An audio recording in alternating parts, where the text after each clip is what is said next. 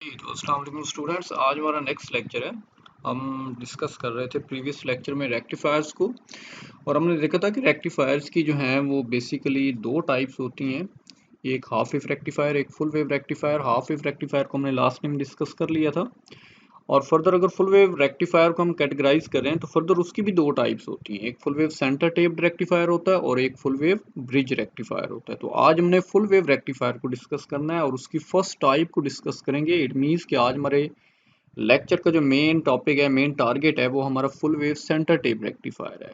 तो देखते हैं सबसे पहले इसकी डेफिनेशन क्या है full wave centre tap rectifier की। तो full wave centre tap rectifier जो होता है, याद रखिए, सबसे पहले मैं यहाँ पे डिफाइन करता हूँ फुल वेव रेक्टिफायर को कि फुल वेव रेक्टिफायर है क्या। फुल वेव रेक्टिफायर, जिस तरह आपको ये इसके नेम से भी पता चल रहा होगा, फुल वेव, वहाँ पे हाफ वेव था। फुल वेव रेक्टिफायर क्या काम करता है कि ये एक ऐसा रेक्टिफायर है जो इनपुट एसी सिग्नल जो है, complete input AC signal, complete यानी पॉजिटिव साइकिल भी और नेगेटिव साइकिल भी, कंप्लीट इनपुट एसी सिग्नल को कन्वर्ट करता है पल्सेटिंग डीसी में। मैं अगेन रिपीट कर रहा हूँ, पॉजिटिव हाफ साइकिल को भी कन्वर्ट करेगा और नेगेटिव हाफ साइकिल को भी कन्वर्ट करेगा।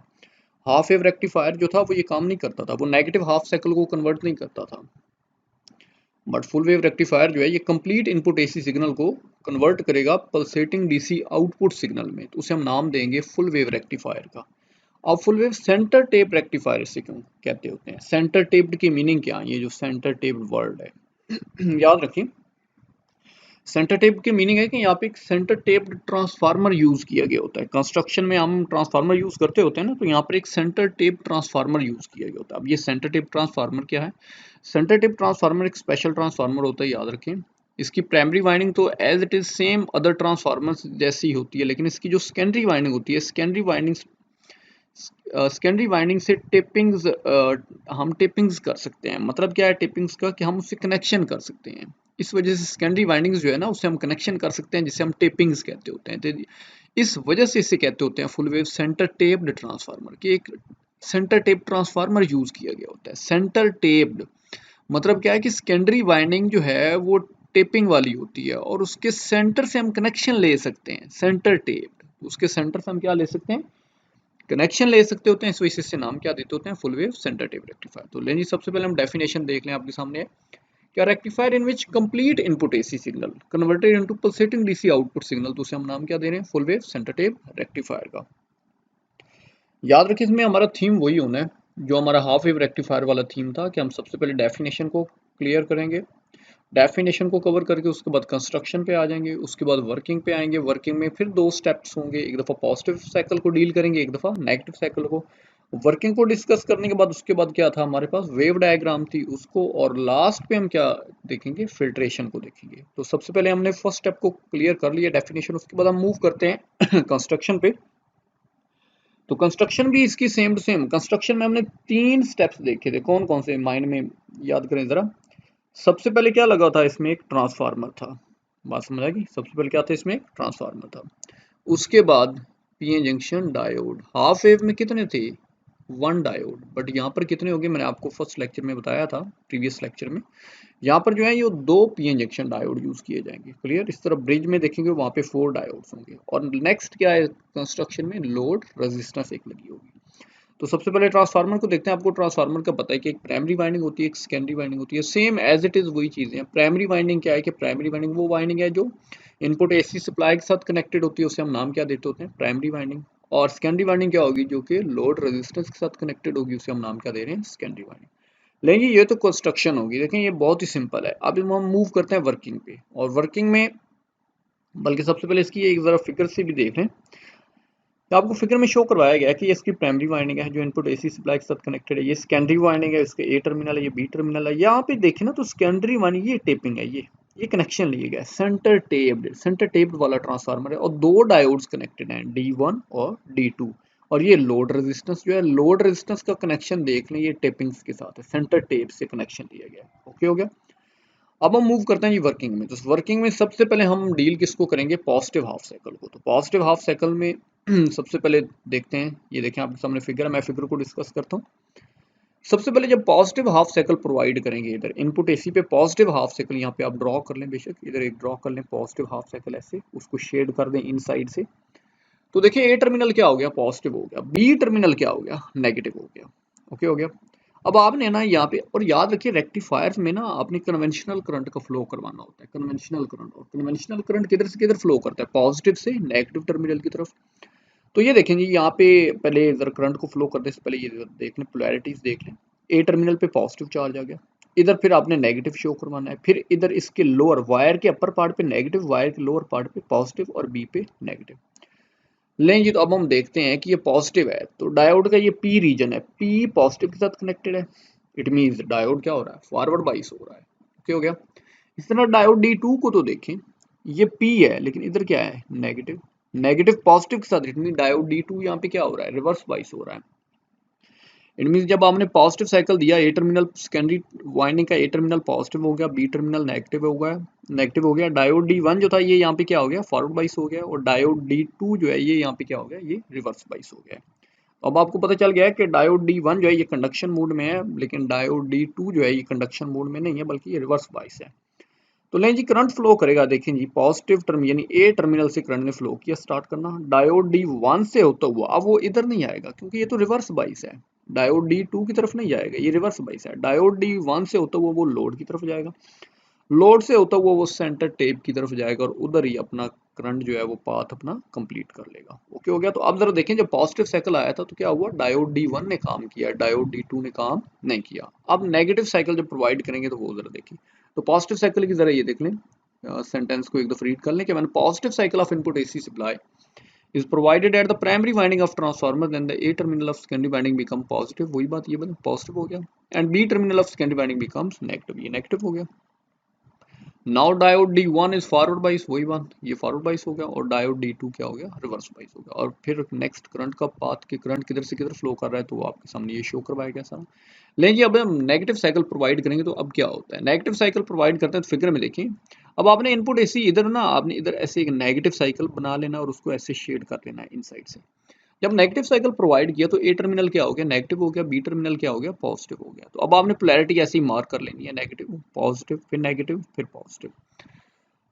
अब यहाँ पे देख रहे हो, यहाँ पे कुछ सिचुएशन इस तरह की है कि डायोड डी वन ये उसका पी रीजन है, पी रीजन किसके साथ कनेक्टेड है, नेगेटिव के साथ, नेगेटिव यानी पॉजिटिव के साथ कनेक्टेड हो रहा है, नेगेटिव पी रीजन के साथ कनेक्टेड हो रहा है। It mean diode D one क्या हो रहा है, रिवर्स बाइस हो रहा है। और डायोड डी टू की जरा सिचुएशन देखें तो ये पॉजिटिव है, इधर भी पी रीजन है, पी पॉजिटिव के साथ है, तो इट मीन्स क्या है कि डायोड डी टू जो है वो यहाँ पे क्या हो रहा है, वो फॉरवर्ड बाइस हो रहा है। अब यहाँ पे उल्ट काम हो चुका है, पॉजिटिव हाफ साइकिल में देखें तो डायोड डी वन फॉरवर्ड बाइस था, बट वो यहाँ पे क्या है, वो रिवर्स बाइस है। उधर डायोड डी टू जो था वो रिवर्स बाइस था, लेकिन इधर डायोड डी टू जो है वो यहाँ पे क्या है, फॉरवर्ड बाइस है।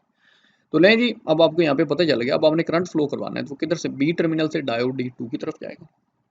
यहाँ पर पहुंचकर इस नोड पे, इसे नोड कहते हैं, यहाँ पे बहुत सारे पॉइंट्स मिल रहे हैं, इसे नोड्स कहा जाता है। नोड पे पहुंच के डी वन की तरफ करंट नहीं जाएगा क्योंकि ये रिवर्स बाइस है, उसकी रेजिस्टेंस बहुत ज्यादा है, करंट इधर नहीं जाएगा। याद रखिए, करंट हमेशा वो पाथ अडॉप्ट करता है जिसकी रेजिस्टेंस कम से कम हो, तो वो इधर नहीं जाएगा बल्कि वो लोड रेजिस्टेंस की तरफ जाएगा। ओके हो गया। लोड रेजिस्टेंस से होते हुए करंट अपना फाइनली पाथ, ये देखें ना पॉजिटिव है तो उसने नेगेटिव पे जाना है, पॉजिटिव से स्टार्ट हुआ है तो नेगेटिव पे एंड करना है, तो वो इधर अपना सेंटर टेप की तरफ, ये जो नेगेटिव टर्मिनल है यहाँ पे यहाँ पर पहुंचकर अपना पाथ क्या कर लेगा, कंप्लीट कर लेगा। तो अबव ये जितना भी सेंटेंस लिखा हुआ है वो सारा यही जो मैंने एक्सप्लेन कर दिया, तो आपने उससे एक दफा रीड आउट कर लेना है।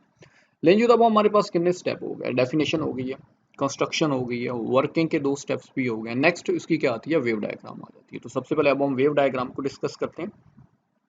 अच्छा, वेव डायग्राम में आपने कितनी वेव्स ड्रॉ करनी है, सबसे पहले एक तो होगी इनपुट एसी सप्लाई की, एक तो आपने वो ड्रॉ करनी है इनपुट एसी की। अच्छा, एक आपने आउटपुट शो करवानी है डायोड डी वन की, एक आपने फिर आउटपुट शो करवानी है डायोड डी टू की।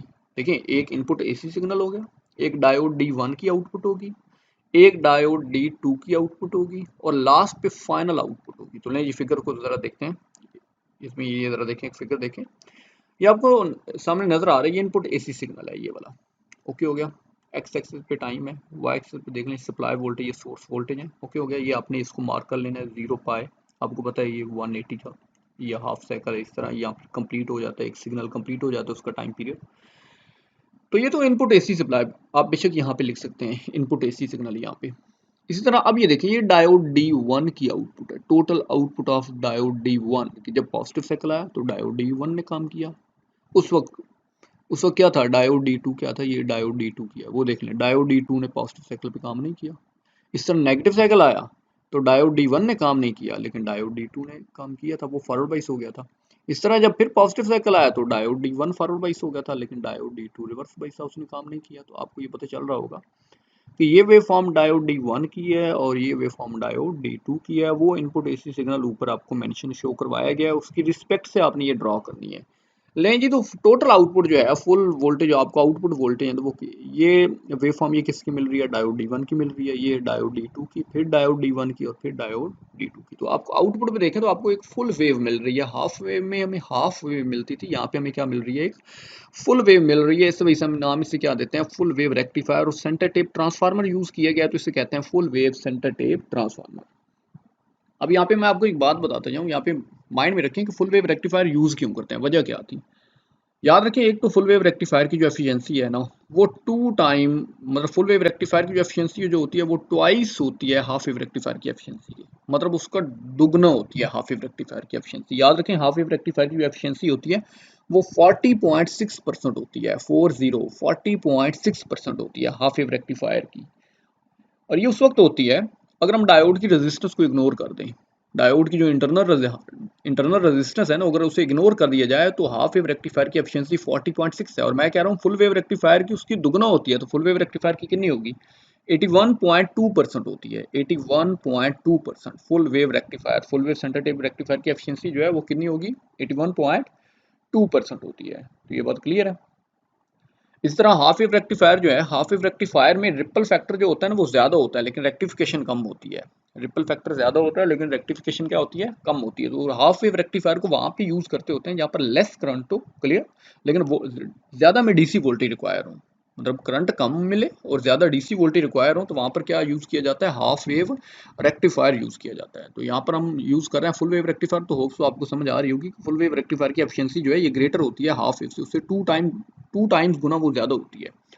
तो नहीं जी, नेक्स्ट फिगर में देखें, जो आपको नीचे फिगर एक शो करवाई गई है, ये फिर लास्ट वही लेक्चर वाली है। आपको पता है ये ट्रांसफार्मर है, clear, transformer input AC signal provide कर रहा है डायोड या रेक्टिफायर्स को। यहाँ पे अब आपने लिख देना है full wave centre tap rectifier ये वाला।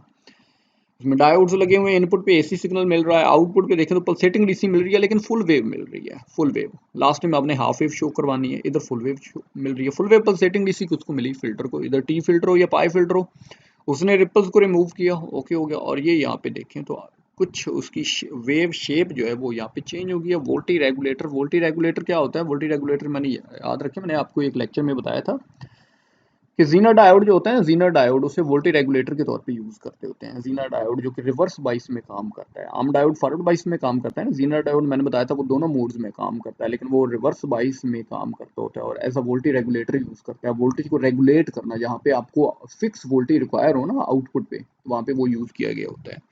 तो इनपुट पे देखें तो फिल्ट्रेशन के वाली आउटपुट जो है वो इससे मिल रही है, और यहाँ से देखें तो आपको एक स्टेडी स्टेट डीसी मिल रही है, या स्मूथ डीसी मिल रही है, या प्योर डीसी मिल रही है। ओके हो गया। और आगे जो भी आपको लोड लगा हो, जो भी डिवाइस लगी हो, तो उससे मिल जाएगी। ओके हो गया। हमारे स्टेप देख लें, अभी तक स्टेप्स कितने काउंट हुए हैं। स्टेप हमारे जो फर्स्ट स्टेप क्लियर हो गया, डेफिनेशन वाला, उसके बाद कंस्ट्रक्शन वाला, उसके बाद वर्किंग वाला, उसके बाद वेव डायग्राम, और लास्ट पे किसको डिस्कस करना है हमने, फिल्ट्रेशन को। तो ये फिल्ट्रेशन को देखते हैं कि हम प्योर डीसी कैसे ऑब्टेन करते हैं पल्सेटिंग डीसी से। तो आपको मैंने ये सारी चीज़ें बता दी थी, अगेन उसको जरा देख लेते हैं। मैंने बताया था फिल्टर हम यूज़ करते हैं, ये एक शंट कैपेसिटर फिल्टर है। इस तरह नेक्स्ट देखें तो एलसी फिल्टर है, इंडक्टर कैपेसिटर। मैंने आपको बताया था कि ये फिल्ट्रेशन करते कैसे हैं, कि इंडक्टर जो होता है, इंडक्टर किसको पास करवाता है, एक्चुअली इंडक्टर डीसी को पास करवा लेता है लेकिन एसी को ब्लॉक करता है। और कैपेसिटर क्या करता है, कैपेसिटर जो होता है ये एसी को पास करवा देता है लेकिन डीसी को ब्लॉक करता है। इसी तरह ये देखें, सबसे ज्यादा तो ये फिल्टर यूज होता है ना, पाई फिल्टर, जिसकी ग्रीक लेटर पाई वाली शेप है। दो कैपेसिटर और एक इंडक्टर लगा हुआ है यहाँ पे, तो इसकी ग्रीक लेटर पाई वाली शेप बन जाती है इस तरह। यहाँ पे देखें तो ये आपने एक फिगर जो है, अगर आपको कहा जाए कि आप फिल्टर इसमें यूज करें तो फिल्टर किस तरह से यूज करेंगे, ये देखें, ये कैपेसिटर फिल्टर लगाया गया। आप यहाँ पे पाई फिल्टर लगा सकते हैं, मतलब दो का इधर एक कैपेसिटर, एक इधर कैपेसिटर, एक इधर इंडक्टर लगा दें, और ये लोड रेजिस्टेंस उसके बाद लगाएं। ओके हो गया। तो ये आपके सामने ये full wave centre tap rectifier है, और full wave centre tap rectifier के बाद हमने फिल्टर को अटैच किया। तो ये देखिए, ये जो डॉटेड फॉर्म में है ये वो आउटपुट है जो कि पल्सेटिंग डीसी है, यानी जब आपने फिल्टर नहीं लगाया, क्लियर, ये विदाउट फिल्टर है, ये वाली डॉटेड वाली। और ये जो ऊपर सॉलिड लाइन आ रही है, ये वाली, ये सॉलिड लाइन, ये जब आपने फिल्टर लगाया है तो फिल्टर ने क्या किया, फिल्टर ने रिपल्स को रिमूव किया और वेव की शेप इस तरह से आ गई है ये वाली, मतलब उसने ये साइड क्लिप कर दी है, ये वाली ये साइड ये एरिया उसने क्लिप किया, तो वेव इस तरह से कुछ उसकी शेप इस तरह से चेंज होना शुरू हो गई है। और फिर इस तरह आगे वोल्टेज रेगुलेटर लगाए तो इसकी जो प्योर डीसी या स्टेडी स्टेट डीसी जो है वो हमें मिल जाएगी। तो लें जी, आज का लेक्चर जो है वो यहीं पे वाइंड अप होता है। Full wave centre tap rectifier, hopes हो कि आपको इस लेक्चर की समझ आ गई होगी। सेम टू सेम वही सिनेरियो है हाफ वेव रेक्टिफायर वाला। मैंने आप प्रीवियस लेक्चर में आपको बताया था कि अगर आपने वो थीम याद कर लिया तो सेम टू सेम यही full wave centre tap rectifier का थीम है। आगे फुल वेव ब्रिज रेक्टिफायर को भी हमने ऐसे ही डील करना है, बस डिफरेंस एक ही है। हाफ वेव रेक्टिफायर में एक डायोड यूज होता है, फुल वेव सेंटर टेप में दो डायोड यूज होते हैं, और फुल वेव ब्रिज में 4 डायोड यूज होते हैं। तो लें जी, हमारा लेक्चर ये यहीं पे वाइंड अप होता है। तो ओके जी, अल्लाह हाफिज़।